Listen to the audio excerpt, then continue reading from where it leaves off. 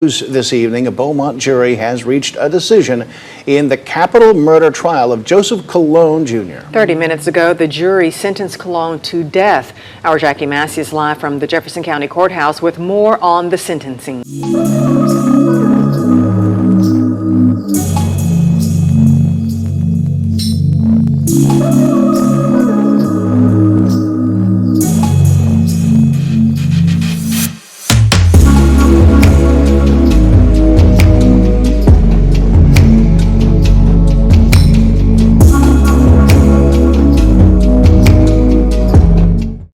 Hey guys, so I thank you guys for tuning in. I would like to come to you guys with a story that was just absolutely heartbreaking. It really pulled on my heartstrings. I felt like there were a lot of lessons within the story that could be learned. I came across this story by way of YouTube and I said, you know what, I would like to speak on it and just, pull out some of the lessons that I think that we can learn from this particular story. I do want to add that, these are real stories. So there are real victims that have, family and friends. And I am not only going to be very respectful and tactful, but I would also ask that, for anyone who would like to comment in the comment section below, please be respectful, please be tactful. You do not have to agree. You can disagree, it's totally up to you. But all that I ask is that you be respectful and tactful because, again, these are true stories and these are true victims and they do have family and friends. And I want to honor that by being respectful. Okay. So this is a classic case of what I would like to call, good girl gone bad or rotten in this case. This story starts out, there was a 41-year-old woman by the name of Mary Goodman and her daughter, Briana Goodman. Her daughter was 16. They were gunned down, killed in their home in a town called Beaumont, Texas on July the 31st of 2010. Okay. It was Mary Goodman, her daughter Briana, and Ronald Woods were at their home at the time, and Joseph Colone Jr.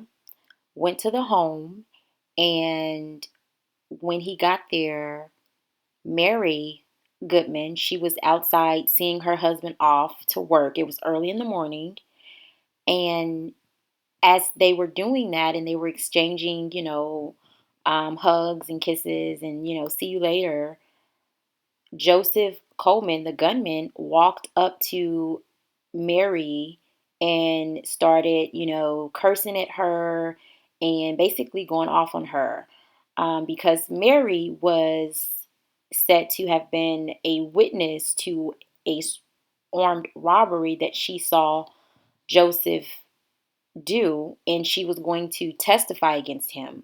So somehow he found out where she lived. He, went to her home. He approached her and he just started going off on her. He forced her and her husband into the home. And when he got them into the home, he's still going off on them. And so she's trying to calm him down. Her fiance is trying to calm him down.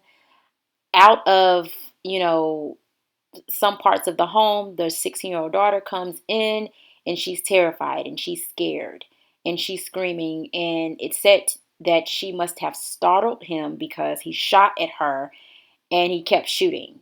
And so at that point, everybody just took off running for their lives. And so he ended up shooting Mary Goodman. And then he did catch up to her daughter, Briana Goodman, and he shot and killed her. And then the fiance, Ronald Woods, was able to get away, at which he was able to get to the police and also identify Joseph Colone as the man who had committed those murders. So now the lessons that I think that we can learn is that Joseph had a girlfriend by the name of what was her name? Ebony Andrews. And she was a 26-year-old. And, according to her family and friends, and according to some of the investigations, she was a woman who had no criminal record, had never been in trouble with the law. She was a church going woman. She was really into her faith. She was a mother of three, really involved in the Christian community there locally. And they said that she was just your typical good girl. She had a good job. She had a job in the food industry that allowed her to travel a lot, so she was well traveled. And she was living life and taking care of herself and her children. And she ended up meeting Joseph, and they started dating. And from the beginning, she knew, the lifestyle that Joseph had come from. It said that Joseph was a drug dealer and that she knew that, but, still decided to continue to date him. He had a prior criminal record. He had already been to prison once before and served time. Um, and, he had that background already. And so she knew that. And it said that did not want to, she didn't want to let him go. She felt like she had found, someone that, she was spiritually connected to, and that, really loved her, and that she could, be with, and, share her time with. And, unfortunately, I just figure, there were things just about him from the beginning that, to me, what I would call red flags, And this is not to say that when someone has a criminal record that they're automatically a person that is going to commit heinous crimes such as double murder. That is not what I'm saying.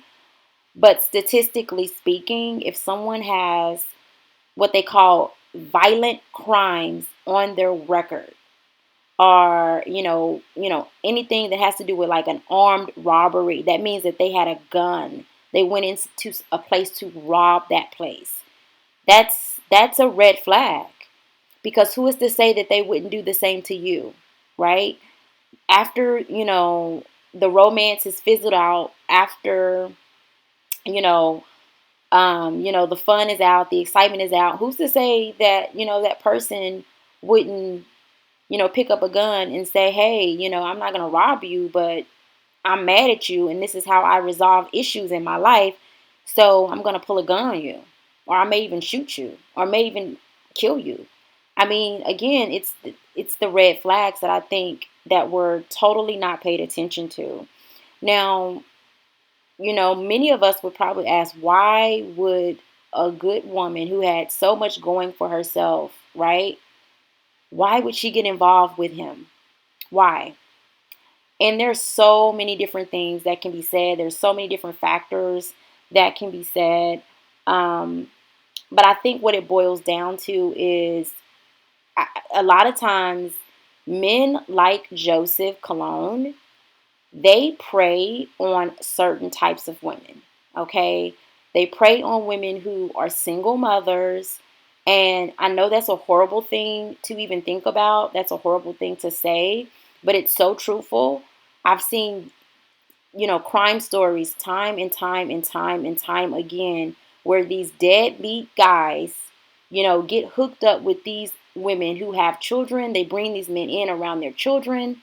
They introduce these men to their families, and these are dangerous men. In many cases, these women end up, getting violated some type of way, whether that be physically, where they get beat up, or even worse, they are killed, or they're put in positions where, bad guys are looking for the guy for them, and then they end up getting killed.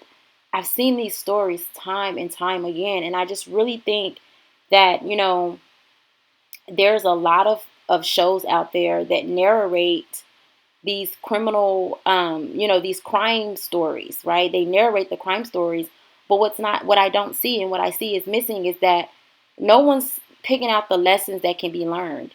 No one's talking about the lessons. And this is not to say that, you know, you can prevent certain acts of violence or crime. People are going to do what they're going to do. Craziness is craziness. But at the end of the day, um,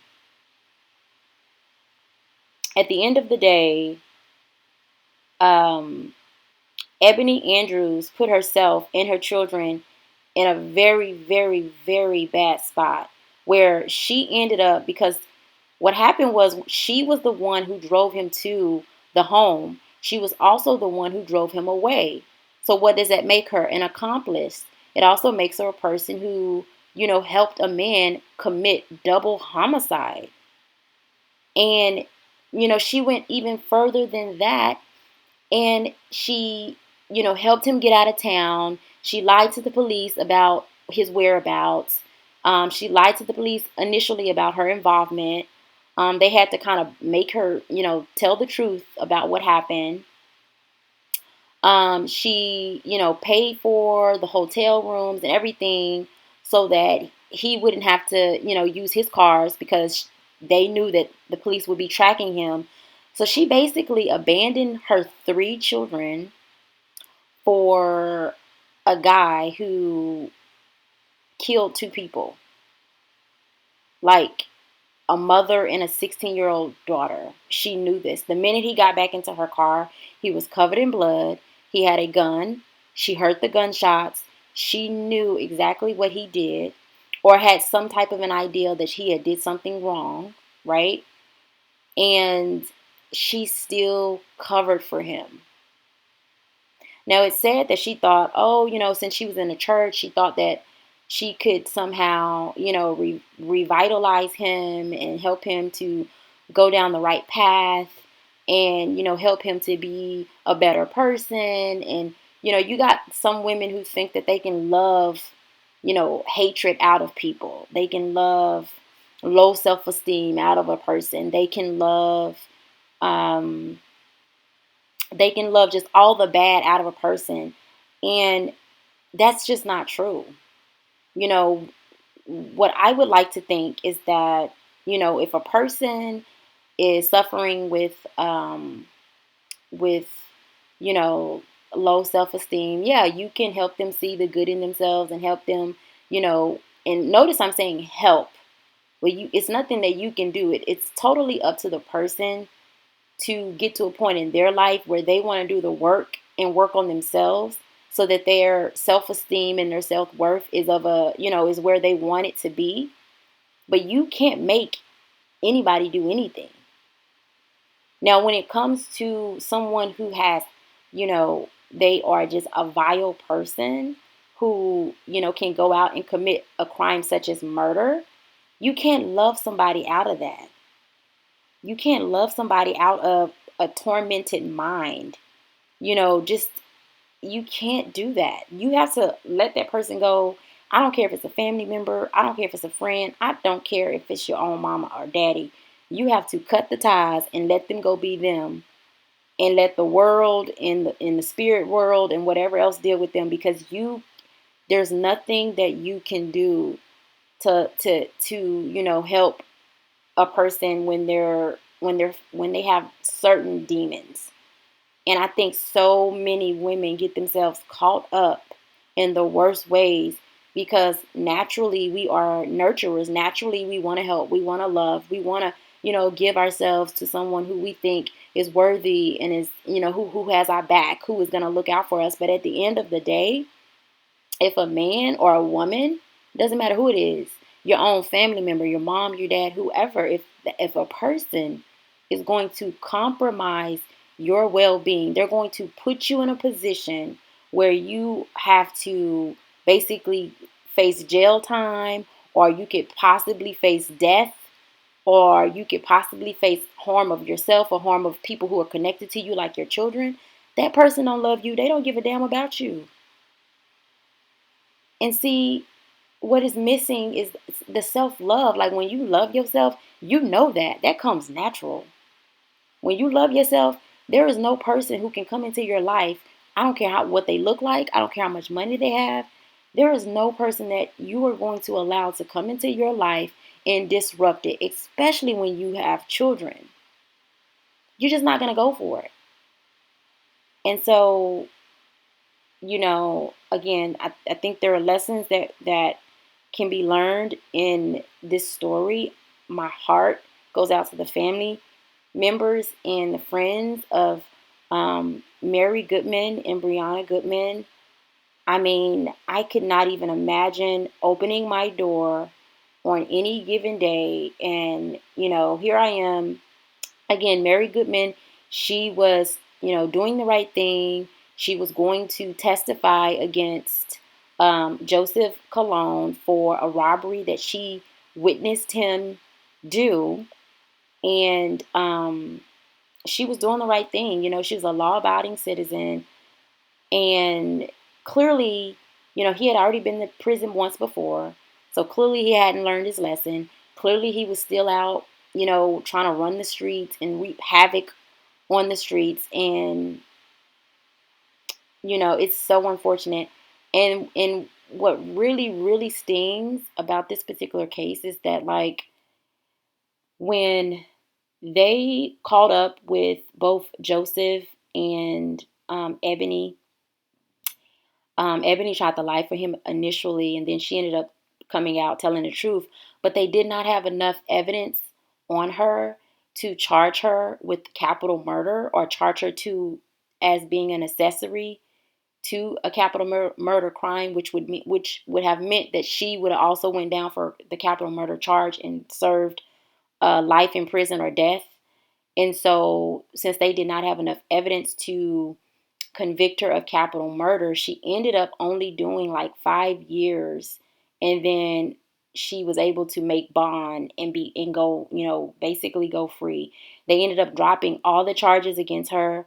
So she's out there in the world somewhere living life when she helped a man who was connected to a double homicide of a 41-year-old woman and a 16-year-old child. She was going to help him, and she did not even testify against him.